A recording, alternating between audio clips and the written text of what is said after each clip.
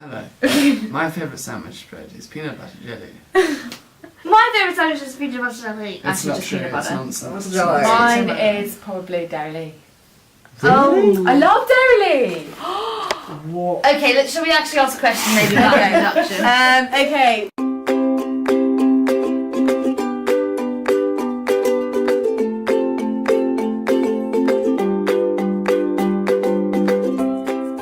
So my favourite things about Amanda, probably there's quite a few things. How flamboyant she is.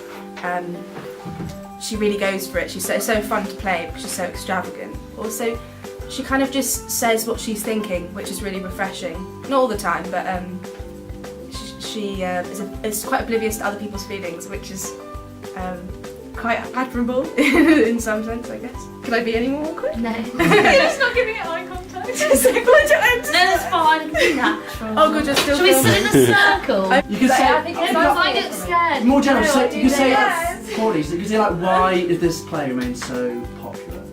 So Talk about why, the Yeah, but that's why like is it, academic stuff, that's like an essay, that's a bit boring. Are you actually filming right now? Done a lot of workshops which have been really good about like characters' accents, and most of them have been quite physical. And also we did one with Oscar. It was about contact improv and trying to like work that in, and that worked really well, and we all kind of gelled with that. So that was really good. I'll choose. Not even close. I panicked. Oh, I suck at this game! Oh, it's brutal. Sorry, I'm so sorry. The reason it's timeless is because it focuses on themes that everyone can relate to, the kind of thing that you're trapped in this life, and each character is trapped, whether it's mentally, physically, in something that they can't get out of, like Amanda being so overprotective and wanting to love her kids traps them, and that's kind of like so sad because you know she means well, and instead she belittles Laura and makes Laura so insecure about herself and just makes Tom this angry person who has nothing really, no way to escape. Memory play! Do you want to talk a bit about sort of the style of how We're doing great. Well, okay, if Oscar was here, if Bye! Oscar was here, he would say, we're taking a naturalistic text and exploding it. No, don't use that word! Best mate Another tendency. When we decided the set, we kind of thought, oh, we really wanted to explore this thing that the glass menagerie is Laura's mind, and there is a different part of the whole world that they're actually living in. And if you look at the set, you'll kind of see it's a lot more abstract, because in the writing of the script, it's very much like, this is a room that's portrayed on stage, this is the dining room, this is the family room. Whereas ours is a lot leaving it all to the mind, and kind of the audience have to put in work, and what they put in is what they get out of it. We're asking the audience a lot, like Yeah. they have to engage with it. And We decided to kind of keep the naturalistic text, but then add elements, like abstract elements to it. I don't really know what to say, I'm freaking out. You'll have to come and see it. Ooh. I had a really weird glass menagerie related moment last night. I don't know if you were there. I was in Moo, and the chair Fell. from upside down was literally above me, and I just went, and I touched it, and I was like, You touched wait, it? yeah, I was like, this is a real chair. It was like a squidgy big armchair, and I was like, it was the most amazing thing. At that point, I was like, this chair is real. Then I was like shaking it, and I was like, I need to stop doing this. Otherwise, it might fall on my head. What do you think about like the two different sort of sides of Tom we see with protagonist and narrator? I think Tom's a very relatable character. Actually, I think he's like one of the most relatable characters I've ever had to play.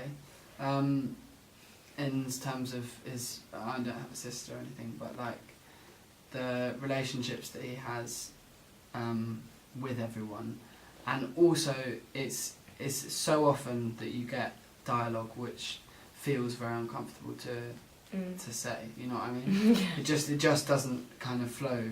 But oddly, although there are a lot of references in the play which we need to try and like make seem not set in 1930s when the play was written, and it's very specific. So artsy. So artsy. Do you think the end of the play is uplifting?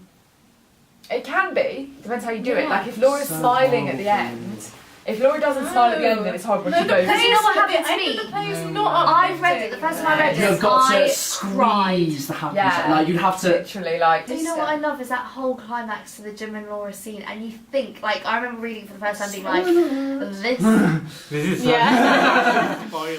Uh-oh. Let's ask another question. Do you relate to Jim? Yeah. And You're a douchebag. Maybe let's not ask that question.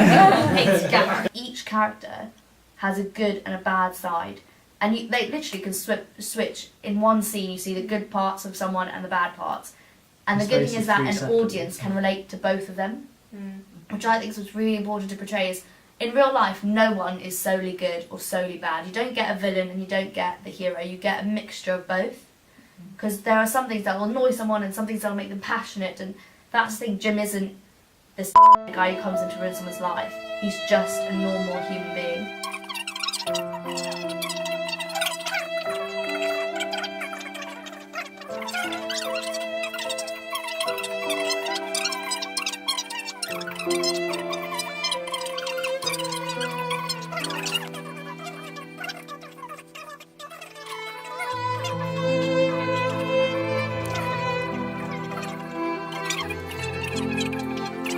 Oh, this sounds awful, but it's like poetry. Oh my. Stop filming me now.